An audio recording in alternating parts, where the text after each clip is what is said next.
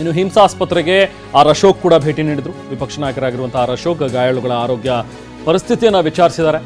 ವೈದ್ಯರ ಜೊತೆಗೆ ಮಾಹಿತಿಯನ್ನು ಪಡ್ಕೊಂಡಿದ್ದಾರೆ ವಿಪಕ್ಷ ನಾಯಕ ಆರ್ ಅಶೋಕ್. ಅಲ್ಲೇ ಇದ್ದಂತಹ ವೈದ್ಯರನ್ನು ಕರೆಸಿ ಮಾತನಾಡಿದ್ರು. ಹೇಗಿದೆ ಅವರ ಪರಿಸ್ಥಿತಿ ಅನ್ನುವಂಥದ್ದನ್ನು ತಿಳ್ಕೊಳ್ಳುವಂಥ ಒಂದು ಪ್ರಯತ್ನವನ್ನು ವಿಪಕ್ಷ ನಾಯಕರು ಮಾಡಿದ್ದಾರೆ. ಇವತ್ತು ನೋಡಿ, ಹಿಮ್ಸ್ನಲ್ಲಿ ದಾಖಲಾಗಿರುವಂಥ ಯುವಕರು ಎಲ್ಲ ಚಿಕ್ಕ ವಯಸ್ಸಿನವರು, 20, 22, 24 ವರ್ಷ ವಯಸ್ಸಿನವರು. ನೋಡಿ, ಒಬ್ಬ ಚಂದನ್ ಅಂತೇಳಿ 26 ವರ್ಷ ಆ ಯುವಕನಿಗೆ. ಕೆಲವರು ಇದರಲ್ಲಿ ಇಂಜಿನಿಯರಿಂಗ್ ಮಾಡ್ತಾಯಿದ್ರು ಸ್ಟೂಡೆಂಟ್ಸ್. ಇನ್ನೊಬ್ಬ ಪಾಪ ಈಗ ಗಾಯಾಳು, ಆತ ಕೂಡ ಆತನ ಪರಿಸ್ಥಿತಿ ಈಗ ನೆನೆಸ್ಕೊಂಡ್ರೆ ತುಂಬಾ ನೋವಾಗುತ್ತೆ. ಯಾಕಂದರೆ ಆತ ಎಲ್ಲೂ ಆ ಮೆರವಣಿಗೆಯಲ್ಲೂ ಹೋಗಿರಲಿಲ್ಲ, ಅಥವಾ ರಸ್ತೆ ಮೇಲೂ ಕೂಡ ಏನು ಆತ ಕುಣಿತಾ ಇರಲಿಲ್ಲ. ಆತ ಅಲ್ಲಿದ್ದಿದ್ದು ಒಂದು ಸೈಡಲ್ಲಿ ಅಂಗಡಿ ಹತ್ರ ಕೂತಿದ್ದ. ಅದು ಅವ್ರ ಅಪ್ಪನ ಹತ್ರ ಪಾಪ ಸ್ವಲ್ಪ ದುಡ್ಡು ಬೇಕು, ನನಗೆ ಒಂದು 50 ರೂಪಾಯಿ ಹಾಕು ಅಂತ ಹೇಳೋದಂತೆ. ಅವರಪ್ಪ, ಅಯ್ಯೋ 50 ಕೇಳೋದು ಪಾಪ, ಮಗ ಯಾವತ್ತೂ ಕೇಳಲ್ಲ, ಅವನೇ ನನಗೆ ದುಡ್ಡು ಕೊಡ್ತಿರ್ತಾನೆ, ಇವತ್ತೇನೋ ಕೇಳ್ತಾ ಇದ್ದಾನೆ 50 ರೂಪಾಯಿ ಅಂಥೇಳಿ 100 ರೂಪಾಯಿ ಹಾಕಿದ್ರಂತೆ. ಓಕೆ, ಏನೋ ತಿಂಡಿ ತಿನ್ನಬೇಕು ಅಂತ ಅನ್ಸುತ್ತೆ, ತಿನ್ನಲಿ ಬಿಡು ಅಂಥೇಳಿ ಆ 100 ರೂಪಾಯಿ ತೊಗೊಂಡು ಪಾಪ ಅಲ್ಲೇ ಯಾವುದೋ ಒಂದು ಅಂಗಡಿಗೆ ಹೋಗಿ ತಗೊಂಡು ಏನೋ ಒಂದು ತಿನ್ಕೊಂಡು ಪಾಪ ಕೂತಿದ್ದು ನಿಂತಿದ್ದಂತೆ ಆ ಅಂಗಡಿ ಹತ್ರ. ಇದ್ದಕ್ಕಿದ್ದಂತೆ ಈ ಯಮಸ್ವರೂಪಿ ಟ್ರಕ್ ನುಗ್ಗಿದೆ. ಆತ ಕೂಡ ಗಾಯಗೊಂಡಿದ್ದಾನೆ. ಹೀಗೆ ಒಬ್ಬೊಬ್ಬರ ಕಥೆ ಕೂಡ ಕರುಣಾಜನಕ. ಇನ್ನೊಂದು ಮನೆ ಪಾಪ ಕೂಲಿ ನಾಲಿ ಮಾಡಿ ಮಗನನ್ನು ಓದಿಸ್ತಾ ಇದ್ರು.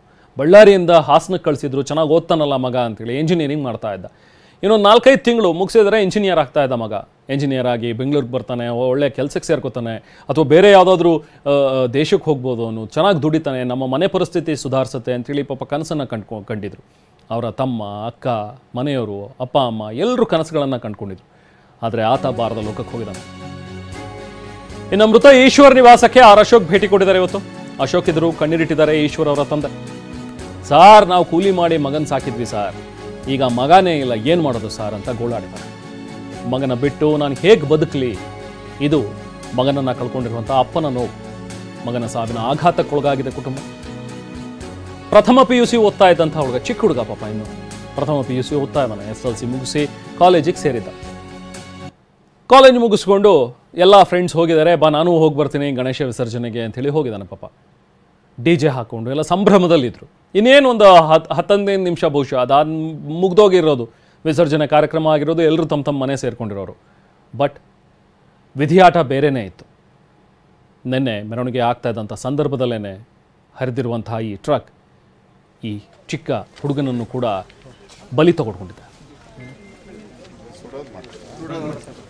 ಸೊ ಹೀಗೆ ಇವತ್ತು 9 ಜನ ಕುಟುಂಬ ಬೀದಿಗೆ ಬಿದ್ದಂತಾಗಿದೆ, ಅಕ್ಷರಶಃ ಬೀದಿಗೆ ಬಿದ್ದಂತಾಗಿದೆ ಅವರ ಬದುಕು. ಮನೆ ಮಗ ನೋಡಿ, 17 ವರ್ಷ, 16-17 ವರ್ಷದ ಹುಡುಗ. ಇನ್ನೊಬ್ಬ 19 ವರ್ಷದ ನೋಡಿ ಸುರೇಶ್, ನೀವು ಸ್ಕ್ರೀನ್ ಮೇಲೆ ನೋಡ್ತಾ ಇದ್ರಿ.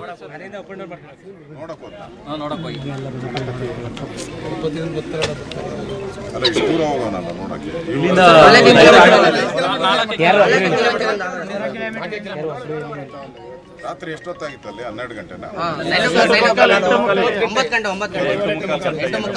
8 ಆಕ್ಸಿಡೆಂಟ್ ಆಗಿರೋದು.